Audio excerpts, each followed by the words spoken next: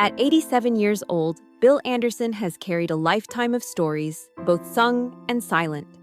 Known as Whisperin Bill, his soft-spoken voice became a hallmark of country music. But behind that gentle tone lies decades of private struggle and profound reflection. Over the years, fans have celebrated his songs without knowing the shadows that lingered behind them. Bill's life has been shaped not only by music, but by encounters with the ghosts of legends. And for one story in particular, he carried a secret so heavy that it almost made him abandon music forever. Early life in South Carolina. Born on November 1, 1937, in South Carolina, Bill grew up in the quiet hum of small-town life. He was a dreamer, introspective and tender, carrying words like they were precious cargo. Unlike many singers, his voice didn't soar. It slid smoothly, honey-like, over each note.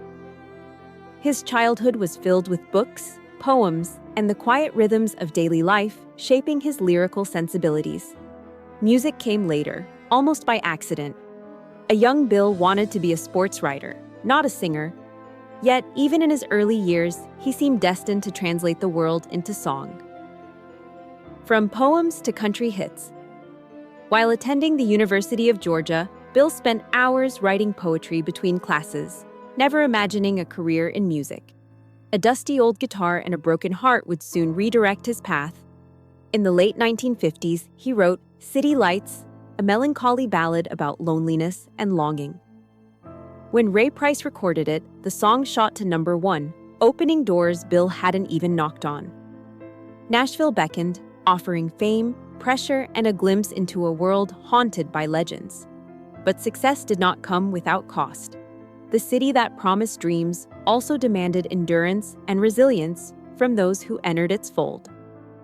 Nashville's shadows. Moving to Nashville was like stepping into another world, one crowded with talent and tension. Bill quickly sensed the weight of history in every smoky club and every wooden stage. Legends came and went, leaving behind stories of glory and heartbreak. The names were familiar: Lefty, Patsy, and most hauntingly, Hank Williams, Sr. Though Hank had passed before Bill's arrival, his presence seemed to linger like a shadow.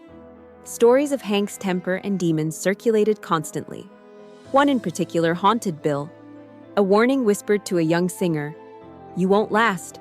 This place will eat you." That warning would return to him again. The haunting at the Ryman Bill first truly felt Hank's presence at the Ryman Auditorium, the revered home of the Grand Ole Opry. The stage smelled faintly of old whiskey, the rafters resonating with echoes of performances long gone. Backstage, it was as if Hank's chair had never been vacated. Some whispered it was cursed. Others said Hank never left.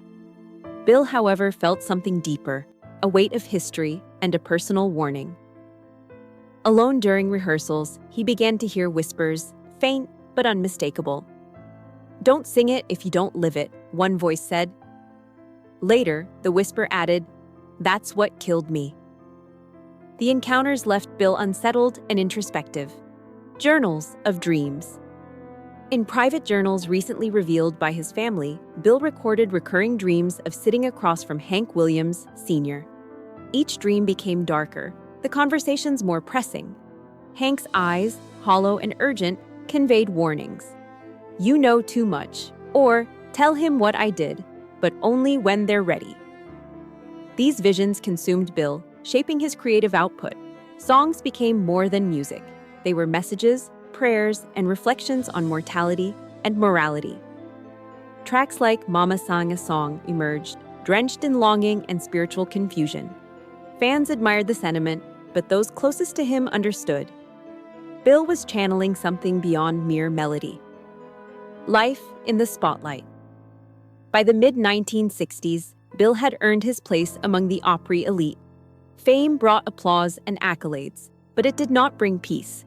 His marriage began to fray, his connection with his children strained, and isolation deepened. Despite outward success, Bill continued to wrestle with the unseen presence he carried. Late nights in the studio became routine, alone with his guitar and haunted thoughts. He confessed to a producer, "Every time I sing, it feels like Hank's watching from the balcony." The room fell silent, as if everyone in Nashville shared a collective acknowledgement of that presence. The burden of legacy. Bill's connection to Hank Williams was not merely inspirational, it was burdensome. Behind each song, each note, lay the weight of warnings, secrets, and unanswered questions. Some recordings from this period were never released, kept private, containing not just music, but echoes of something unexplainable. Engineers who worked with Bill claimed the tapes captured presence, not performance. The city that celebrated country legends was also a place of shadows, and Bill carried them with grace and caution. He knew that vulnerability in Nashville was dangerous, yet he also knew he could not ignore the messages that seemed meant solely for him.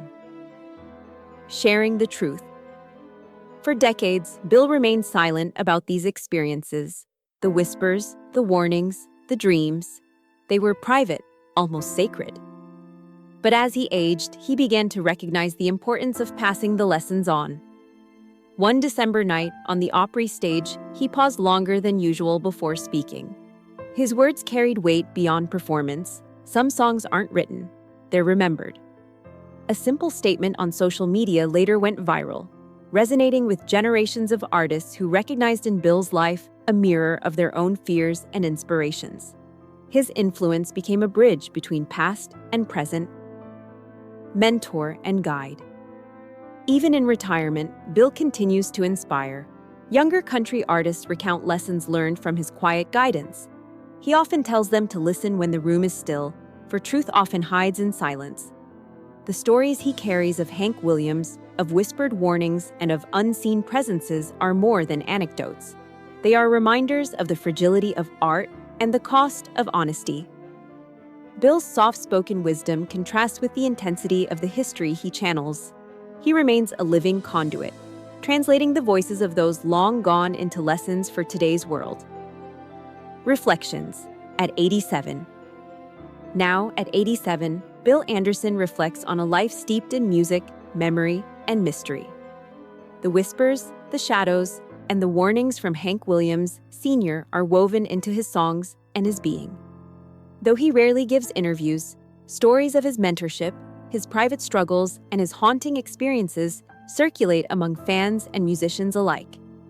What Bill carries is not just fame, but a legacy of vigilance, attention, and respect for the unseen. In every chord he plays and every lyric he writes, one can sense the presence of history, memory, and the quiet lessons whispered through time. The power of listening Bill's journey reminds us that music is more than entertainment. It is a vessel for memory, caution, and human connection. His life shows that legends leave more than songs. They leave warnings, stories, and mysteries. Bill Anderson listened carefully, carried those messages faithfully, and channeled them into art that continues to resonate. Through decades of success and solitude, he exemplifies the power of attention, the burden of legacy, and the quiet strength required to hear what others cannot. For Bill, every note is a conversation, and every pause is a reminder. Some songs are not merely written, they are remembered.